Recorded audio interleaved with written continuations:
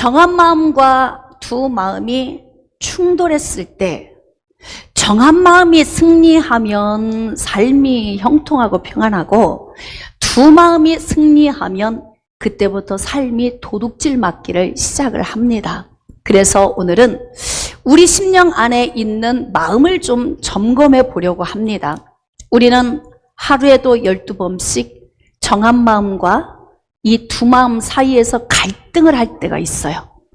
이 정한 마음이 있을 때는 행복하고 기쁜데 두 마음이 오면 마음이 산만하고 우울하고 무기력해지면서 삶이 뒤로 후퇴하게 되죠. 이게 하루에 12번씩 오는 사람이 있고 또 어떤 사람은 한 주에 두세 번씩 오는 사람이 있고 어떤 사람은 몇 달에 한 번, 1년에 한 서너 번 오는 사람도 있고 이런 혼란스러운 삶을 우리가 살 때가 있습니다. 자, 여러분, 두 마음을 품은 삶은 어떤 결과를 초래할까요? 우리는 어떤 마음을 품고 살아야 할까요? 오늘 우리 내면 안에 있는 마음을 좀 점검해 보려고 합니다. 여러분, 두 마음은 어떤 상태를 의미하는 것일까? 성경에 야고보서에 기록한 말씀에 보면은 두 마음의 상태에 대한 영적 원리가 기록되어 있습니다. 자, 그래서 야고보서 1장 말씀으로 좀 나아가서 두 마음의 상태는 어떤 상태인지에 대해서 먼저 알아보고 넘어가도록 하겠습니다. 야고보서. 자, 1장 2절로 4절. 내 형제들아 너희가 여러 가지 시험을 당하거든 온전히 기쁘게 여기라. 여러분, 이 말씀을 계속 지금 몇 주째 여러분과 같이 나누고 있어요. 우리는 힘겨운 불시험의 고난을 만나기도 했지만 개인적으로 각자 인생에 만난 시험들도 있습니다. 문제 없이 살 수는 없습니다. 왜냐하면 죄의 본성이 우리 안에 들어왔고 죄가 세상에 들어와 버렸기 때문에 문제 없는 삶은 기대하지 마십시오. 그러나 제가 여러분들에게 하나님의 말씀의 원리를 쫓아 잘 살면 확실히 문제를 줄일 수 있다. 깨달아지십니까? 문제 없이 살 수는 없는데 우리에게 다가온 인생의 문제 가운데서 하나님의 선하신 계획이 있어 우리를 단련하실 때가 있다는 거예요. 물론 마귀가 우리에게 가져다 주는 문제도 많이 있습니다. 내가 잘못 살아서 오는 문제도 있고 때로는 부지 중에 오는 문제나 자연재해로 인해 오는 문제들도 있죠. 할 수만 있으면 문제를 줄이도록 지금 장마가 시작이 됐는데 이때에는 물이 많은 곳에 안 가는 것이 좋습니다. 언제 또 비가 쏟아질지 모르니까 이럴 때는 산이나 계곡을 찾지 않는 지혜도 필요합니다. 그래서 우리가 인생의 문제를 할 수만 있으면 줄이고 사는 것이 굉장히 중요한데 야고보는 지금 뭐라고 이야기를 하냐면 여러 가지 문제, 즉 시험을 만나거든 온전히 기쁘게 여기라. 그러니까 시험이 우리에게 다 부정적인 것만은 아니라는 거예요. 시험이 우리에게 유익을 줄 수도 있다. 이 시험을 잘 통과하면 영적 근육도 강화되고 삶도 야무지게 살 수 있는 이런 단련을 받기 때문에 그렇습니다. 자, 그런데 이제 여러 가지 시험을 당하거든 기쁘게 여기고 믿음의 시련이 인내를 만들어내는 줄 너희가 알기 때문에 인내를 온전히 이루라 그래요. 그러니까 문제 만났을 때 인내하고 소망을 가지고 기도하고 나가면서 우리가 이제 문제를 하나씩 풀어가는 건데 이런 연단이 우리에게 오는 이유는 온전하고 구비해서 부족함이 없게 하려고 단련을 주신다. 이 말씀은 지난주에도 그 전주에도 제가 약간씩 말씀 안에 이렇게 혼합을 해서 여러분에게 증거를 했습니다. 오늘 포인트는 어디에 있냐면 그 다음 말씀이에요. 야고보서 1장 5절 이하의 말씀. 너희 중에 누구든지 지혜가 부족하거든. 자, 여러분, 인생의 문제를 만났는데 이 문제를 분석을 해야 하는데 분석이 잘 안 될 때가 있어요. 남의 문제는 분석이 잘 되는데 내 문제는 분석이 잘 안 돼. 그래서 내 문제를 헤쳐나가는 게 어려울 때가 있어요. 왜냐하면 다른 사람이 사는 모습은 내 눈으로 볼 수 있어서 그 문제에 대해서 조언해 줄 수 있는데 나는 내 자신을 볼 수가 없어요. 그래서 내 자신이 만난 어떤 문제를 풀어감에 있어서 내 스스로 이 문제에 대해서 분석하는 것이 쉽지 않다는 거예요. 저도 많은 실패의 삶을 살았습니다. 잘 살아서 여러분에게 가르치는 것이 아니라 너무나 많은 실패 가운데서 말씀을 통해 깨달았기 때문에 우리 뒤에 오는 믿음의 성도들은 우리처럼 실패하지 않고 많은 걸 잃어버리지 않고 살게 하기 위해서 가르치는 거예요. 말씀을. 그런데 우리가 인생을 사는 동안에 문제를 만났는데 이 문제를 어떻게 해결해야 하는지 지혜가 떠오르지 않아. 다른 사람은 자꾸 이렇게 해봐, 저렇게 해봐 조언을 하는데 내 속에서는 답이 안 나올 때가 있어요. 그쵸? 남의 건 잘 보이는데 내 건 좀 잘 안 보여. 근데 야고보가 이야기하는 거예요. 이렇게 불같은 시험이 너에게 왔을 때 어떻게 풀어가야 할지를 잘 모르고 동동거리고 있지 말고 그럴 때는 어떻게 하느냐? 지혜를 구하라 그래요. 이 말씀은 예수님이 우리에게 주신 기도의 원리를 보면 구하고 찾고 두드리라 그러잖아요. 자, 구하는 건 하나님께 아뢰는 것이고 찾는 건 방법을 찾는 거예요. 근데 하나님께로부터 온 방법을 찾아서 그 방법을 실행하는 것, 두드리는 거예요. 그래서 예수님께서 우리에게 주신 구하고 찾고 두드리는 이것은 같은 말씀이 아니라 이건 단계적인 기도의 방법, 우리의 삶의 방식을 우리에게 가르쳐 주시는 거예요. 거기에 준해서 이 말씀을 해석을 한다면 야고보가 지금 지혜가 부족하거든 후히 주시고 꾸짖지 아니하시는 너희 하나님께 구하라. 이게 지금 명령하고 있다고요. 그러니까 이 말씀의 원리는 우리가 지금 이제 인생의 문제를 만났는데 이 문제를 해결을 해야 돼요. 근데 내가 잘 모르겠어. 그럴 땐 어떻게 하느냐? 방법을 찾으라 그 뜻이에요. 예수님이 우리에게 주신 찾으라. 근데 이 방법을 찾는데 이 방법이 대체적으로 문제를 해결하는 우선순위가 무엇이냐면 지혜라고 하는 거예요. 지혜는 인생을 살아가는 방법입니다. 지식은 사실적인 거예요. 그러니까 우리는 사실적인 지식에 토대를 두고 이 문제를 해결해 나가는 방식인 지혜가 우리에게 필요해요. 그러니까 지혜로운 사람은 확실히 문제도 빨리 해결하고 잘 해결하기도 해요. 근데 지혜롭지 못하면 이 문제를 빨리 벗어날 수도 있는데 저 사람이 못 벗어나네? 이럴 때 있죠. 참 답답하다. 옆에서 조언을 해줘도 들릴까요? 안 들릴까요? 잘 안 들려요. 그래서 그 문제에서 헤어나오지 못하는 경우가 있어요. 근데 야고보는 그렇게 이야기하는 거예요. 문제 만났지. 근데 이 문제 해결하려면 지혜가 필요해. 그러니까 이 말씀 속에서 우리가 알 수 있는 건 이 문제를 하나님께만 구해서 되는 건 아니라는 거예요.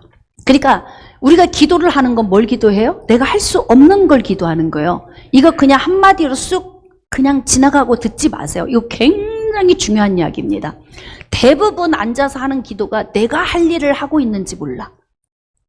하나님의 음성을 들으면 뭐라고 할까요? 그건 네가 할 일인데 뭘 그렇게 나한테 도움을 구하니? 너는 그건 지금 헛시간을 낭비하고 있는 거야. 진짜 내가 해야 할 일을 좀 나한테 요구해봐. 네가 할 것 말고 내가 도와줘야 할 것. 그러니까 하나님 앞에 구하는 것은 내가 할 수 없는 것, 하나님만이 하셔야 하는 일을 구하는 건데 지금 야고보는 뭐라고 이야기하냐면 하나님께 지혜를 구해서 그 지혜를 네 삶에 적용해서 네가 좀 속 시원하게 좀 살아줘 봐. 지금 그 뜻이에요. 그러니까 지혜가 부족하면 확실히 고생을 많이 한다. 머리가 둔하면 손발이 고생한다 그러잖아요. 똑같아. 이게 영적 원리가. 그래서 하나님께로부터 온 지혜를 받으면 확실히 우리는 인생의 문제를 가볍게 해결하고 지나갈 수 있다는 거예요. 자, 그 대신 단서 조항이 있어요. 야고보서 1장 6절입니다. 오직 믿음으로 구하고 조금도 의심하지 말라. 기도 4시간을 매일같이 하는데 믿어지지 않아. 그 기도는 하지 마세요. 그냥 생고생하는 거야. 아, 그래도 해야 돼. 그래도 해야 돼. 그러면 그런 사람들은 어떻게 하느냐? 믿음도 없이 4시간 기도하는 사람은 이러고 다녀요. 나 매일 4시간 기도한다? 자랑거리는 될 수 있어요. 그러나 그것이 능력이 되지는 못합니다. 그러니까 단 우리가 10분을 기도하고 1시간이고 2시간이고 3시간이고 기도할 때에 반드시 필요한 것이 무엇이냐면 오직 믿음. 오직 믿음. 여러분이 기억하실지 모르겠습니다. 제가 늘 여러분에게 설명할 때 믿음은 크게 2가지로 분류할 수 있다. 이렇게 여러분에게 늘 가르쳤어요. 한번 해볼까요? 자, 첫 번째 믿음은 무엇일까요? 어디서 좀 나오고 있는데, 네, 배운 것을 기억하는 자가 복이 있습니다. 하나님의 말씀을 또 듣고 또 들어야 되는, 새겨야 되는 이유는 뭐냐면 이 말씀이 새겨져야 삶의 능력으로 나가는 거예요. 자, 2가지로 크게 믿음을 분류할 수 있다면 첫 번째 믿음은 무엇일까요? 시작. 구원받는 믿음. 큰 소리로 시작. 자, 2번째는 무엇일까요? 시작. 은사적 믿음. 기억하셔야 돼요. 하나님의 말씀의 기본 원리를 기억하고 이 말씀을 해석을 하면 이단에 빠지지 않습니다. 그리고 헷갈리지 않고 훨씬 이해가 빨라요. 에베소서 2장 8절 말씀에 하나님께서 우리에게 믿음을 선물로 주신다 그래요. 이 믿음은 구원을 주시는 믿음입니다. 이 믿음이 오면 우리에게 어떤 현상이 나타나냐면 예수님이 내 죄를 담당하시기 위해 십자가에서 피 흘리고 죽으셨구나. 이게 믿어지고, 또 예수님은 생명이시기 때문에 사흘 만에 부활하셨구나. 이게 또 믿어져요. 그리고 예수님은 부활체의 몸으로 부활하셨기 때문에 이 땅에 계실 수 없는 분이시기 때문에 하나님 보좌 우편으로 가셔서 지금 영원한 모습으로 계시는구나. 이게 믿어지는 거예요. 그리고 예수님이 우리를 고아처럼 버려두지 않고 너에게로 오리라 약속하신 그 말씀이 오순절날 이루어졌구나. 이게 믿어지는 거예요. 어떤 믿음이? 다시 어떤 믿음이? 할렐루야. 구원받는 믿음이. 그런데 이 구원을 받은 이 믿음을 삶 속에서 적용함에 있어서 이 믿음의 키가 점점 자라게 하려면 우리에게 필요한 믿음이 있는데 그 믿음이 바로 뭐냐면 성령 충만할 때 주어지는 믿음이에요. 성령 충만함으로 인하여서 우리에게 오는 그 믿음을 무엇이라고 하냐면 은사적인 믿음이다 그래요. 구원받는 믿음은 예수님이 믿어지는 것이고 은사적인 믿음은 삶에서 문제를 응답받고 사는 힘입니다. 다른 거예요. 예수님이 믿어지고 절절히 나를 위해 예수님이 죽으시고 부활한 게 믿어지는데 다 기도에 응답받고 사는 건 아니에요. 달라요. 예수 그리스도를 믿고 구원받았지만 응답받는 믿음의 키가 너무 작아서 대부분은 응답을 못 받고 제자리 걸음하며 사는 사람들이 있는가 하면 예수 그리스도가 믿어지는 그 믿음뿐만이 아니라 왠지 돼, 할 수 있어, 하면 된다, 해보자. 하나님은 우리 앞서가시며 구름 기둥과 불 기둥으로 역사하시고 그로 인하여서 우리 앞에 있는 가시덤불과 엉겅퀴를 해치시면서 하나님이 일하신다. 이게 확고하게 믿어지는 그 믿음이 언제 오냐면 성령 충만할 때. 그래서 제가 여러분들에게 찬양할 때도 좀 뜨겁게, 그러면 찬양할 때도 성령이 내게 부어지고 기도할 때도 뜨겁게, 그러면 기도할 때도 성령이 부어지고 말씀 들을 때 아멘도 큰 소리로, 그러면 성령이 부어지고 할렐루야. 이렇게 성령의 능력이 부어지고 그 성령 안에 내가 푹 잠긴 상태, 즉 충만한 상태가 되면 믿음의 키가 막 쑥쑥쑥쑥 자라는 거예요. 그래서 자란 이 믿음의 키가 내 삶에 나에게 어떤 효자 노릇을 하냐면 그냥 믿어줘. 그냥 구하니까 막 응답이 와. 그래서 막 해결받는 은혜의 자리로 나아가게 되는 것입니다. 이해되시면 아멘. 자, 이렇게 야고보는 오직 믿음으로 구하라 그래요. 오직 믿음으로. 여러분이 5분을 기도해도 믿음으로. 하루 종일 기도해도 믿음으로. 이 믿음의 기도가 여러분의 삶을 변화시키는 것입니다. 자, 그런데 만약에 의심을 하고 기도한다면 마치 바람에 밀려 요동하는 바다 물결 같다? 이런 사람은 죽게 받을 것 기대도 하지 마. 이렇게 말씀하는 거예요. 기대도 하지 마. 근데 우리는 어떻게 기도하냐면 나 기도했어. 그러니까 기대하는 거예요. 하나님이 주실 거야. 해결해 주실 거야. 응답 주셔. 근데 응답이 안 와. 왜 안 오는 거예요? 마치 바람에 밀려 요동하는 바다 물결처럼 의심하는 기도를 했기 때문에 응답이 올 수가 없는 것입니다. 그러니까 지금 믿음의 기도를 요구하고 있는 거예요. 자, 그런데 의심하면서 기도하는 사람을 야고보는 어떻게 표현하고 있냐면 이런 사람은 무엇이든지 주께 얻기를 기대도 하지 말아라. 네, 그 다음 8절 두 마음을 품어 모든 일에 정함이 없는 자로다. 여기서 두 가지 분류가 되죠. 정한 마음과 두 마음. 정한 마음은 고정된 마음이고 두 마음은 흔들리는 마음이에요. 아주 그냥 심령이 유약해서 마음이 갈대처럼 막 바람에 흔들리는 것처럼 막 요동치는 이렇게 연약한 자들이 있어요. 자, 오늘 말씀을 들으시면서 내 상태를 점검하시고 나는 강직하게 정한 마음을 소유한 자인가? 아니면 하루에도 12번씩 두 마음이 정한 마음과 싸워서 승리해서 나를 불행하게 하는 길로 이끌어가는가? 나를 잘 오늘 분석을 하셔야 돼. 나를. 아우, 이 말씀을 꼭 남편이 와서 들었으면 딱이었는데 이거 아니에요. 내 자신을 오늘 점검하는 거예요. 이제 여기에서 요지를 봅시다. 오늘 두 마음을 품은 삶. 그러면 이 말씀을 좀 더 정리를 해보면 의심하며 기도하는 믿음 없는 삶. 이 삶이 두 마음을 품은 삶이에요. 여러분, 두 마음은 언제 올까요?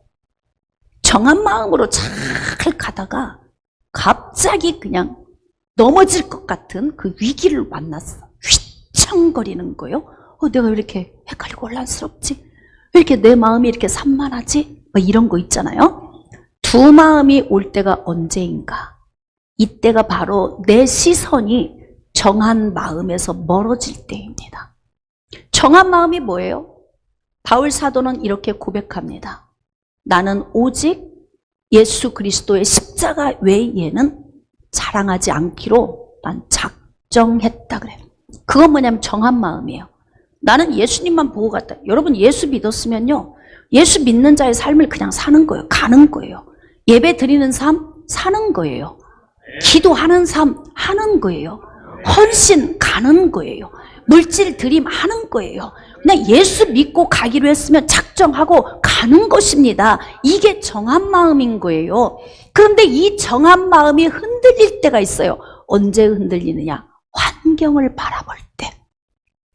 나는 인천 광민교회 가면 그냥 주양 목사님 말씀에 은혜가 안 돼. 세상에 주양 목사님 말씀에도 은혜가 안 되면 어디 간들 은혜가 되겠어. 맞죠?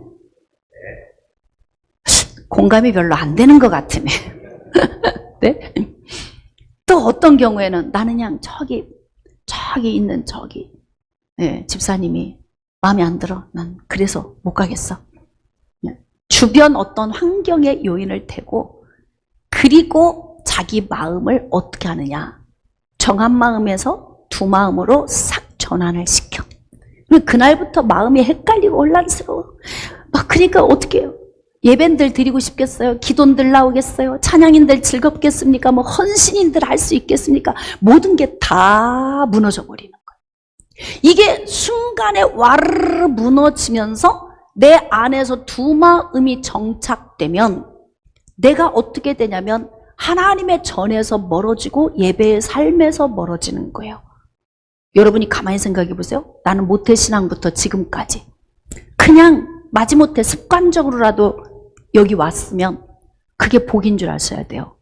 왜인 줄 아십니까?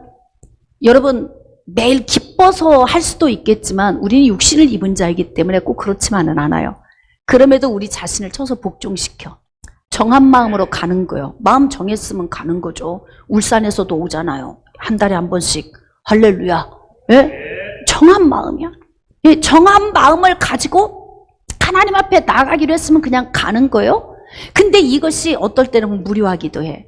나 매일매일 어려서부터 또는 30년, 40년 또는 신앙생활이 주일, 수요일, 금요일 그냥 습관처럼 내가 아무 생각 없이 하나? 근데 그렇게 하는 그마저도 그게 복이라는 걸 아셔야 된다 이 말이에요.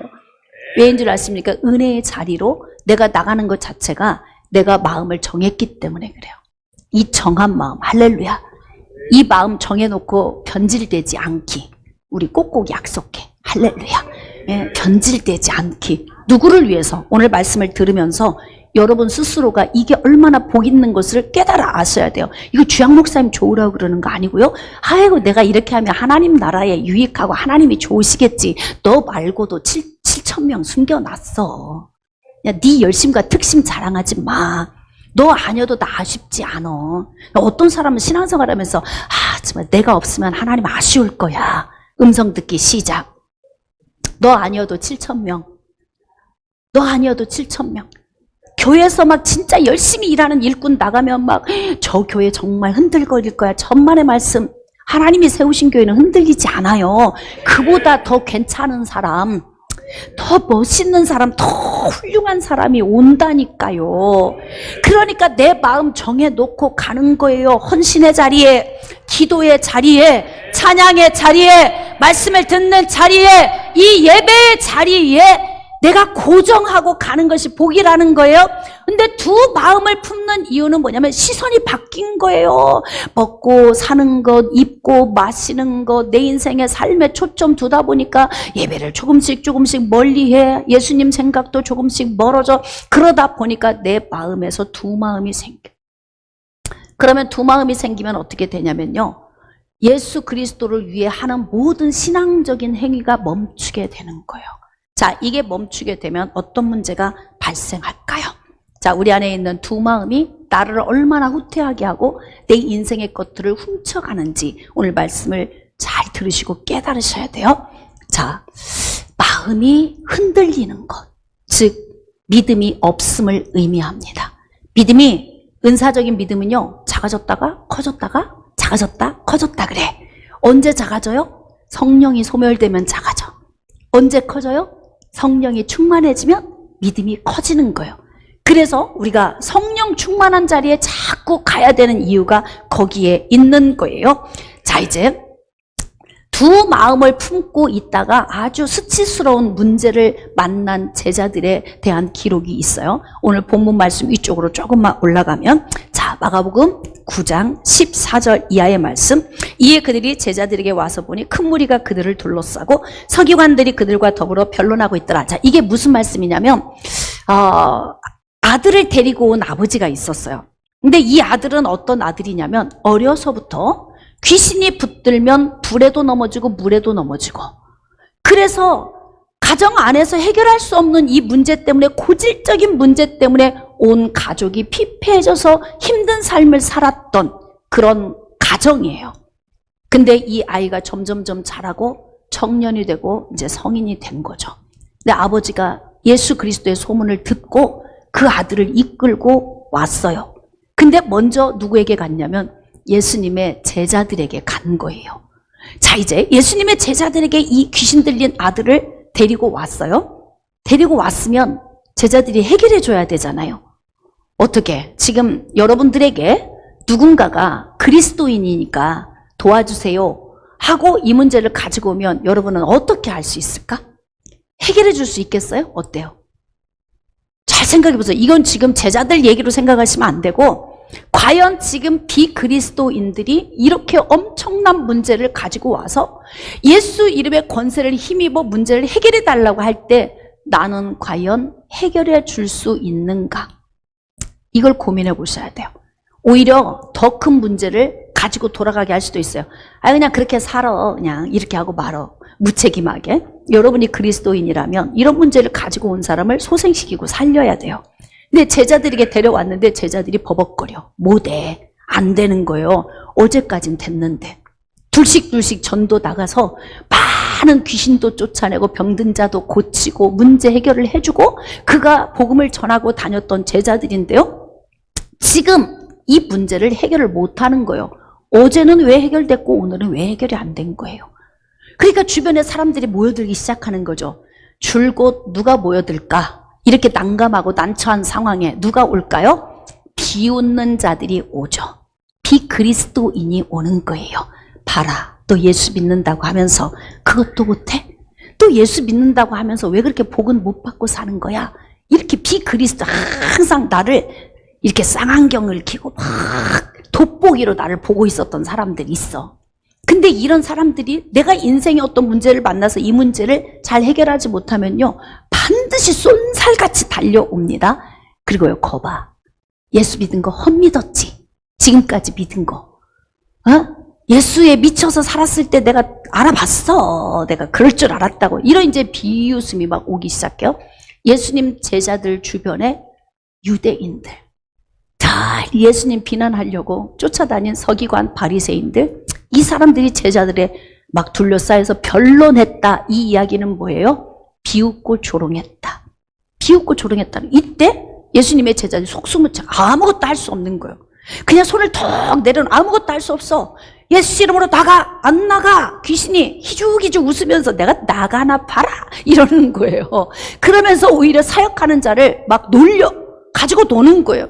이 광경을 불신자인 유대인들 그룹이 와서 보면서 얼마나 기뻐했겠어. 거봐, 그럴 줄 알았어. 예수 믿으면 다 돼? 응? 예수 믿으면 다 되는 거야? 거봐, 안 되잖아 이러면서 막 비웃는데 난감하죠. 이 광경을 예수님이 옆에서 보고 오신 거예요. 그래서 예수님이 무슨 일이냐고 물었더니 이 아이의 아버지가 이렇게 이야기하는 거죠. 내 아들이 불에도 넘어지고 물에도 넘어집니다. 그랬더니 예수님이 질문합니다. 언제부터냐? 그러니까 어릴 때부터 그랬습니다. 생각해 보세요. 어릴 때부터 성인이 될 때까지 귀신 들려서 불에도 넘어지고 물에도 넘어지는 이러한 가정 안에 문제 요인이 있어. 얼마나 피폐해지고 힘들었겠어요? 온 가족이 다 힘들지. 근데 이 문제를 가지고 왔을 때 제자들이 훅 해결을 해줬으면 얼마나 기가 막힌 문제예요. 근데 이것을 해결을 못 해줬다 이 말이에요. 그러니까 제자들에게 데려왔더니 못하더이다. 예수님 할 수 있거든. 제 아들 좀 고쳐주세요. 그런 거요. 예수님이 말씀하신 거죠. 할 수 있거든이 무슨 말이냐? 나를 믿는 자에게는 능히 하지 못할 일이 없다. 자, 이 말씀인즉슨 무엇입니까? 믿음이면 된다 그 뜻이에요. 오늘 우리 찬양했잖아요. 믿음만이 능력이라 하시네. 할렐루야. 할 수 있다 하면 된다 해보자. 그런 믿음을 가지고 회복을 시켜야 하는데 회복을 못 시켜요. 그러니까 예수님이 말씀하시죠. 할 수 있거든이 무슨 말이냐. 믿음만 있으면 된다 이렇게 말씀하셨어요. 오늘 내 말씀으로 믿어지시면 아멘. 그러니까 아이의 아버지가 이야기하는 거죠. 저에게 믿음 없는 것 좀 도와주세요. 저에게 믿음을 줘서라도 제가 이 문제에서 해결받고 싶어요. 이렇게 지금 예수님께 막 간절하게 부탁을 드린 거예요. 자, 그랬더니 예수님께서 그 아이를 일으켜 세우셔서 회복을 시켰습니다. 자, 그런데 이제 중요한 건 뭐냐면 이제 이 문제를 통하여서 예수님의 제자들이 영적 궁지에 빠지게 된 거예요. 난감한 문제가 발생했어요. 잘 들으세요. 여러분 가족 중에 또는 일가 친지 중에 지인 가운데 여러분을 지켜보고 있는 사람들이 있어요. 근데 그들 앞에서 난감한 문제에 빠지지 않도록 하려면 어떻게 할까? 내가 당당히 내 주변에 있는 가족들이고 누구에게든지 난 예수 사람이야. 반드시 예수님은 하셔. 내 인생의 나를 한 번도 실망시키신 적이 없어. 이렇게 당당하게 말할 수 있어야 되는데 자꾸 불신자들을 통해서 내가 희롱과 조롱을 받게 되는 거예요. 그러면 그 또한 이렇게 얘기해요. 이게 나의 십자가야. 맞아요? 그냥 문제만 오면 다 십자가래. 내가 지고 가야 될 거라고 그래. 그거는 믿음 있게 들리지만 그건 믿음 있는 말이 아니에요. 무지한 이야기예요. 안 지고 가도 될 걸 왜 지고 가는 거예요, 도대체? 응? 이 인생을 힘들지 않게 살아도 되는데 힘들게 사는 이유가 뭐예요? 우리의 잘못된 지식이 그 힘듦마저도 복이라고 생각하며 가는 것, 이거 굉장히 위험한 발상이에요. 성경은 우리에게 그걸 요구하지 않습니다. 문제 있으면 해결받고, 할렐루야, 자유하게 살고 전진하면서 복을 누리면서, 아멘, 그렇게 살기를 원하시는 것입니다.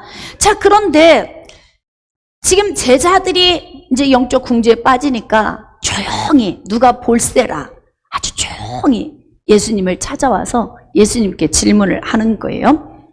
예수님, 왜 우리가 못한 겁니까? 예? 마가복음 9장 28절과 29절에 기록되어 있죠. 그랬더니 예수님이 뭐라고 하시냐면, 야, 기도 외에 다른 것으로는 안 돼. 그럼 예수님의 제자들이 지금 어떤 상태라는 거예요? 기도가 안 되는 상태라는 거예요. 기도가 안 되는 상태. 기도가 안 되는 상태는 어떤 상태일까요? 오늘 말씀의 맥을 보면 두 마음을 품은 상태.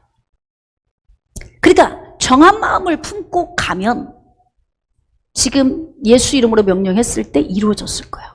근데 예수님의 제자들이 기도가 안 되는 상태가 된 거예요. 자, 이것을 마태복음에서 뭐라고 기록하고 있냐면, 자, 마태복음 17장 19절, 이때에 제자들이 조용히 예수께 나와 이르되 우리는 어찌하여서 쫓아내지 못했습니까? 그랬더니 마가는 예수님이 하신 말씀 가운데 어떤 말이 귀에 쏙 들어왔냐면, 기도 외에는 안 돼. 이 말이 마가의 귀에 들어왔어요. 근데 옆에 서 있던 마태는 이 말씀이 어떻게 들어왔냐면, 믿음이 없는 영고야. 이게 귀에 들어온 거예요. 그러니까 예수님은 그 자리에서 두 마디를 하신 거죠. 너희가 믿음이 없는 영고로 기도가 안 됐고 그로 인하여서 능력이 나가지 않은 거야. 이렇게 많이 설명을 하셨을 텐데 각자 자기 귀에 쏙 들어오는 말이 있어요. 마가는 기도 외에는 안 돼. 너희들이 지금 기도가 안 되는 거지. 근데 마태는 뭐라고 했냐면 믿음이 없어서 그래. 이렇게 지금 했단 말이에요. 그럼 이 말을 종합해보면 믿음의 기도가 이들이 없었다는 거예요. 기도를 안 한 게 아니에요. 했죠. 예수 이름으로. 못 듣게 하고 말을 못하게 하는 귀신아, 이 아이에게서 묶음을 놓고 떠나가. 이렇게 선포했을 거예요. 근데 귀신이 오히려 웃어. 믿음도 없는 것들이 뭔 예수 이름을 들고 나가라고 그래. 내가 그렇게 어리석은 줄 알아? 이래봬도 나 귀신이야? 귀신은 귀신같이 알아본다고. 귀신은 영입니다, 영. 그러니까 우리 인간보다 훨씬 탁월해. 누구보다 더 잘 아는 거예요. 그러니까 예수님의 제자들이 믿음도 없이 선포하는데 이 귀신이 비웃고 조롱을 한 거죠. 그러니까 예수님이 그 원리를 말씀을 하신 거예요. 자, 그래서 예수님의 제자들이 영적 궁지에 빠진 거예요. 인생의 문제 해결을 왜 못해요? 왜 응답을 못 받아요? 왜 문제를 지속적으로 가지고 가요? 그건 바로 뭐냐면 내가 마음이 정해져 있지 않아서 그래. 능력 없는 삶을 사는 거죠. 그러니까 피폐해지는 거예요. 두 마음을 품었어요, 예수님의 제자들이. 그래서 안 되는 거죠. 자, 여러분, 어떻게 제자인데 그럴 수 있어요? 목사님도 그러나요? 그럼요. 두 마음 왔다 갔다 해요. 이게 얼마큼 텀을 두고 왔다 갔다 하느냐에 따라서 달라요. 믿음이 견고하면 이런 것이 어쩌다 내 인생에 한두 번 올 수 있겠지만, 믿음이 견고하지 않으면 목사인 저도 예를 들면 하루에 12번도 더 마음이 왔다 갔다 할 수 있어요. 예수님의 제자들이 오순절 마가의 다락방에서 성령의 능력을 받았습니다. 충만한 은혜를 받은 거예요. 근데 예를 들어 여러분, 성령 충만함 받으면 며칠 가던가요? 이거 관리 잘못하면 이제 우리 그 신앙 안에서 다 하는 얘기들 있잖아요. 3일 간다 그러잖아요. 3일. 부흥 집회 3일. 어디 가서 기도하고 오면 3일. 누구에게 기도받으면 3일. 딱 효력이 3일이라는 거예요. 이 충만함을 유지하는 것이 안 되면요, 우리는 늘 어떻게 하냐면 두 마음을 품을 수밖에 없어요. 그러니까 영적으로 충만해져야 돼요. 고정하고 가겠다고 했으면 가는 거예요. 그냥 예수님이 나를 위해 죽으셨고 예수님이 내 죄를 씻으셨다. 그리고 예수님은 죽은 지 3일 만에 부활하셨어. 그러니까 나는 가는 거야. 예수님 믿는 거지. 오늘도 주일이니까 예배 드려야 하고. 아멘입니까? 네. 오후 예배도 드리고 할렐루야. 밥 맛있게 먹고 그냥 가는 건 양심이 안 찔립니까? 여러분 찔립니다. 할렐루야. 그럼요. 3부 예배도 드리고 말씀을 오늘 많이 영적으로 섭취해서 한 주일을 살아갈 수 있는 영양분을 충분히 섭취하고 돌아가면 이게 얼마나 복되고 은혜로운 것입니까? 근데 막 두 마음이 내 안에서 왔다 갔다 하는 거예요. 오늘은 가서 아침부터 오후까지 예배 잘 드리고 가야지 그랬는데 갑자기 예배 드리다 보니까 집에 가서 막 들어눕고 싶고 너무 하고 싶어. 들어눕고 싶으신 분은 유아실로 올라가서 점심 식사 마치고 휴식하소서. 할렐루야. 예, 지하에는 체육시설들이 준비가 돼 있어요. 식사 끝나면 남성교회는 탁구도 좀 치시고 예, 서로 교제도 좀 하세요. 그러면서 교회 오면 교회 안에 있는 자체가 기쁘고 즐거워야 돼. 그래서 여러분이 오늘 마음을 정해놓고 오셨잖아요. 그럼 정한 마음을 가지고 가야 돼요. 그냥 오전 예배만 쑥 드리고 그냥 가고 오후에 제가 이렇게 보면 안 보이는 분들 있잖아요. 그럼 제가 이렇게 생각하죠. 일주일을 잘 버텨낼 수 있을까? 예? 삼시세끼를 안 먹고 내 건강관리를 잘 할 수 있을까? 이거와 같은 거예요. 그러니까 우리가 한 마음, 즉 정한 마음을 고정시키고 갈 수 있는 힘만 있다면 우리의 신앙생활은 복된 삶으로 나아갈 수 있어요. 그래서 예수님이 말씀하시죠. 마태의 기록에 보면 믿음이 작은 까닭이다. 너희에게 믿음이 겨자씨 한 알만큼만 있어도 이 산을 명하여 여기서 저기로 옮겨지라 하면 옮겨질 것이요 또 너희가 못할 것이 없으리라. 문제 해결받고 가는 거예요. 지금 여러분 몸 안에 여러 가지 질병, 힘겨운 문제, 사람과의 관계성, 가정 안에 풀어갈 문제들 많이 있지만 예수 그리스도를 믿는 이 믿음을 확고하게 가지면 확실히 뚫립니다. 여러분 해결받습니다. 오늘 말씀을 듣던 중에 몸 안에 있는 질병이 떠나갈 줄 믿습니다. 그래 네가 예수님 멀리하고 있을 때 내가 네 안에 있을 때 너무 좋았다. 그래서 막 고혈압, 당뇨병, 막 고지혈증, 막 암병, 무슨 병, 막 간경화 막 내가 갖다 줬다. 근데 끈질기네. 이제는 네가 그 마음을 정했다는 거지. 알았어. 내가 졌다. 그리고 훅 놓고 가는 거예요. 그래서 예배 한번 잘 드리면 수지 맞는다. 그것이 여러분 안에서 예배 드릴 때 아멘 하고 이 동의가 이루어질 때 여러분을 붙들고 있는 어둠의 세력이 떠는 거예요. 떠는 거야. 근데 예수님의 제자들이 오순절에서 성령의 능력을 입었잖아요. 근데 점점 소멸돼. 그러니까 어떻게 되느냐? 주변에서 오는 이 위협과 박해가 두렵기 시작한 거예요. 그러니까 또 어떻게 해요? 믿음의 기도를 또 시작해. 사도행전 4장에 보면요. 제자들이 다시 모여서 기도를 또 했다는 거예요. 아우 지난번에 뜨겁게 했는데 뭘 또 해? 아니에요. 계속 하셔야 돼요. 계속 뜨거움을 유지하셔야 돼. 내가 봤을 때 내가 지금 영적으로 뜨겁지 않아. 이런 생각이 들면 여러분이 빨리 얼른 유턴하고 오셔야 돼요. 대부분 사람들은 이렇게 합니다. 나는 요즘 은혜가 떨어졌어. 왜? 그러면 전부 이유를 대는 거죠. 교회 갔더니 이게 문제고 내가 보기 싫은 사람이 있고 목사님 말씀에 오늘 은혜가 없었고 다 근데 천만에 그 이유 아니에요. 잘 들여다보세요. 여러분 안에 있는 두 마음 때문에 그래요. 아프시죠? 굉장히 아프시죠? 여러분 안에 있는 두 마음이 말씀을 가려서 은혜가 없게 만드는 거예요. 우리 안에 있는 두 마음이 하나님과의 관계를 멀어지게. 그러니까 교회 가면 싫은 사람이 많은 거예요. 뭘 그렇게 싫어? 나도 그런 요인을 가지고 있는데 어지간하면 그냥 품고 가지. 예? 정말 저를 힘들게 했던 사람이 있어요. 제가 평신도 때. 난 교회 가면 그분 얼굴을 어떻게 볼까? 그리고 막 토요일 날 기도를 많이 하고 가. 그리고 교회를 가면요. 희한해. 이게 푼순가 싶을 정도로 마음이 훅 녹아내려져 집사님 하고 인사가 돼. 맞아 그러지 않습니까? 권사님 맞아. 지금 공감이 되는 거예요. 뭐 때문에 묶여 있는 거야 여러분 안에. 두 마음 때문에 그래요. 왜? 예수 그리스도에게서 초점이 멀어진 거죠. 이 정한 마음에서 내 시선이 다른 데로 간 거예요. 이런 이유 저런 이유 이런 핑계 대지 마세요. 시집 왔더니 내가 왜 불행해? 남편을 잘못 만나서 시부모 때문에 뭐가 문제, 이 문제, 저 문제. 아니에요. 내 안에 있는 내 요인의 문제예요. 실패해본 경험 삼아 한 얘기야. 예? 그러니까 우리는 우리 자신 스스로가 우리 안에 있는 단점을 모를 뿐이에요. 실패를 경험하고 난 후에야 내가 이렇게 잘못 살았구나 이걸 깨닫게 되는 거예요. 이해가 되십니까? 그러니까 신앙생활에 여러분이 성공적인 신앙생활을 하려면 어떻게 신앙생활을 해야 하냐면 내 마음 안에 있는 두 마음을 빨리 유턴해서 정한 마음으로 옮기셔야 돼. 이 두 마음으로 가면 어떻게 되는 줄 아세요? 말씀이 안 들어와. 은혜가 안 돼. 하나님과의 관계가 멀어져. 그럼 세상을 쫓게 돼요. 세상을 바라보고 있으면 내 마음에 근심, 염려 많이 오죠. 영이 죽으면 몸에 문제가 와. 몸에 문제가 오면 거기서 끝이 아니에요. 사람들과의 관계가 문제가 와요.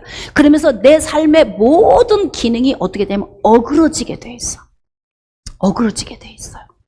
그러니까 항상 모든 요인의 문제는 내 환경이나 주변이 아니에요. 세상에 내 환경에 어려움이 있는 사람이 한둘입니까? 내 환경에 어려움 없는 사람 있어요? 문제 없는 사람 있어요?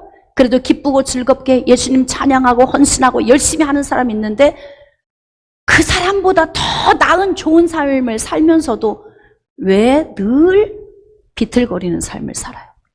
두 마음이 문제예요. 두 마음을 품은 삶, 그 삶은 무능력해져요. 제자들이 두 마음을 품은 거예요. 예수님 따라다닌다고 늘 충만할 것 같죠? 천만의 말씀이에요. 그렇지 않아요. 예수님의 제자, 예수님과 늘 같이 먹고 마시고 같이 자고 같이 행동하고 같이 움직이는데 이렇게 무능력한 거 보세요. 너희들 믿음이 없어서 그래. 이게 이해가 돼요? 예수님의 제자가 믿음이 없다는 이야기가? 근데 예수님이 전곡을 찌르신 거죠. 아프잖아요. 그럼 어떻게 해야 돼요? 이때 유턴해야 돼요. 믿음의 삶을 살도록 유턴을 해야 돼요. 그래서 예수님의 제자들이 무기력한 거죠. 예수님에게서 멀어지면 멀어질수록 많은 걸 잃어버려요. 저는 신앙생활을 습관처럼 하는 분들 거의 대부분 다 습관처럼 하잖아요. 주일이면 가고 아침이면 일어나고 예배 시간이면 예배드리고 습관처럼 하잖아요. 이렇게 하는 여러분을 축복합니다. 이게 신앙생활에 필요해요. 근데 이렇게 안 하고 나는 뭔가 독특하게 해야 돼. 그리고 두 마음 품고 나가잖아요. 엄청 도둑질 맞아. 많은 걸 잃어버려. 지금 여러분이 생각해 보세요. 내가 하나님 은혜 안에 한 마음을 품고 갈 때와 두 마음을 품고 갈 때에 삶의 모든 영역을 점검해 보세요. 그럼 답이 나와. 더 말할 것도 없어. 한 마음을 품고 정한 마음으로 가면 인생의 삶이 대체적으로 평안해. 근데 두 마음을 품고 가면 아주 혼란스럽고 헷갈려요. 저는 여러분들이 예수 그리스도에게 고정하고 가길 원해요. 뭐 수요 예배 꼭 가야 돼. 한 번 안 가도 돼. 아니요. 습관처럼이라도 오세요. 금요 예배 꼭 뭐 가야 돼. 그냥 습관으로라도 오세요. 근데 그렇게 사는 것이 별로 특별해 보이지 않고 습관처럼 보이지만 그렇게 사는 사람의 인생이 상당히 평탄하다는 것을 제가 목회하면서 보는 거예요. 목회하면서. 성도들의 삶을 이렇게 제가 지켜보면서. 그래서 두 마음을 품은 삶은 너무나 많은 것을 잃어버리게 한다. 자, 그러면 우리는 어떻게 해야 되는가? 믿음이 굳건해야 안정된 삶을 유지하니까 굳건한 믿음의 삶을 가져야 돼요. 자, 베드로전서 4장 7절 말씀. 만물의 마지막이 가까웠으니 그러므로 너희는 정신을 차리고 근신하여 기도하라. 정신 차리세요. 주변 어떤 환경, 어떤 이유 때문에 내 삶을 도둑질 맞지 마세요. 내 삶을 잃어버리지 마세요. 내가 부정적인 사람이 되면 나만 죽는 게 아니라 내 가족 다 죽이는 거예요. 내 주변에 있는 사람까지 다 무너지게 하는 거예요. 지혜롭고 똑똑한 사람은 내 문제와 내 선에서 끝내버리지 이 영향력을 다른 데까지 끼치지 않아요. 깨달아지십니까? 그러니까 내가 어떤 사람으로 준비되느냐에 따라서 내 주변에 있는 사람을 행복하게 할 수도 있고 불행하게 할 수도 있다는 거죠. 그러니까 어떻게? 깨어 있어야 되는 거예요. 영적인 세계에는 성령만 운행하시는 게 아니에요. 어둠이 함께 두루두루두루 다녀. 그 산길자를 찾아요. 지금 막 눈꺼풀이 무거워가지고 막 내려오려고 하는 사람 있잖아요. 왜 이렇게 오늘 목사님 말씀이 이렇게 귀에 안 들어와? 두 마음 가지고 있어서 그래. 두 마음을 가졌으니 마음에 들어오냐고. 예? 토끼 두 마리를 쫓고 있으니 막 초점이 없으니까 나중에 한참 지나고 보면 죽게 고생만 한 거죠. 막 여기 쫓다 저기 쫓다가 막 여기 저기. 제가 가끔 이럴 때가 있어요. 지하 주차장에 주차를 하러 막 들어가는데요. 처음에 자리 있네 그랬더니 저기도 있네 여기도 있네 그러면 차가 막 한참 주춤거려. 여기다 받칠까 저기다 받칠까 어디가 좋을까 한참 그러다가 어쩐데 놓쳐버릴 때가 있어. 그냥 있네 그러면 그 자리에다 처음에 딱 마음을 정해놓고 주차를 하면은 좋은데, 그러니까 시간도 더 많이 걸리죠. 에너지도 더 많이 소진되고 그렇게 방황하는 동안 기름도 더 많이 소멸되잖아요. 그러니까 결국 우리는 두 마리의 토끼를 쫓는 두 마음을 가질 때 엄청난 에너지를 소진하게 된다는 거예요. 잃어버려 많은 걸. 도둑질 맞게 돼. 그리고 지쳐. 그리고 뭐라고 하냐면 내 인생이 왜 이렇게 힘들지? 자, 제가 한번 질문하겠습니다. 누구 문제입니까? 내 문제예요. 왜? 오늘 설교에 준한 대답을 한번 해보세요. 왜? 할렐루야. 두 마음 품어서 그래. 그러니까 마귀가 두루두루 다니다가요, 두 마음 품은 걸 너무 잘 알아요. 모든 예배가 어떻게 다 뜨거우며 모든 예배의 설교가 다 그렇게 기름이 그냥 잘잘 흐르는 설교가 될 수 있겠어요? 여러분, 주의 종은요, 설교를 준비하는 이 자체가요, 뼈가 막 골수가 빠져나가. 그만큼 힘든 거예요, 설교를 준비하는 것은. 그리고 설교를 단상에서 전하는 것이 얼마큼 힘든 거냐면요, 그냥 말이 아니에요. 그러면 영적 싸움을 싸워. 조는 사람, 딴 생각하는 사람, 벌써 반응이 시큰둥한 사람, 여러 유형의 사람이 앉아있는데 그것과 싸우면서 이 말씀을 전해야 한다고. 일주일 살아온 삶에 모든 무게를 가지고 온 여러분의 모든 태도와 반응과 모든 이런 영적인 배후에 있는 것과 싸워야 하니까 설교를 하는 것은 진액을 짜내는 거예요. 막 골수가 빠져나가는 것 같아. 사랑하는 여러분, 하나님의 말씀을 내 말씀으로 듣고 이 말씀을 잘 적용을 해서 오늘 여러분의 마음에 정한 마음이 없다면 두 마음에서 정한 마음으로 돌아오세요. 습관처럼이라도 괜찮아요. 여기 와서 앉아만 있어도 괜찮아요. 세상으로만 나가지 마세요. 그러면 정말 여러분이 복된 삶을 살게 될 거예요. 왜? 앉아서 내 마음과 몸을 여기다 놓으면 그때부터 하나님이 일하시기 시작하시니까. 할렐루야. 예, 두루두루 다니면서 마귀가 삼킬자를 찾는데 표정물이 되지 마세요. 표정물이 되면 많은 걸 잃어버립니다. 그렇기 때문에 근신하라 깨어라 너희 대적 마귀가 우는 사자같이 돌아다니며 삼킬 자를 찾나니 너는 믿음에 굳게 서서 그를 대적하라. 그래. 그러니까 제가 여러분에게 늘 이야기하지만 대적 기도는 예수 이름으로 마귀야 떠나가, 마귀야 떠나가, 이게 대적 기도가 아니에요. 이렇게 대적 기도를 가르치잖아요. 믿음도 없는데 가라 그러면 가요? 귀신이 더 영리하고 똑똑한데?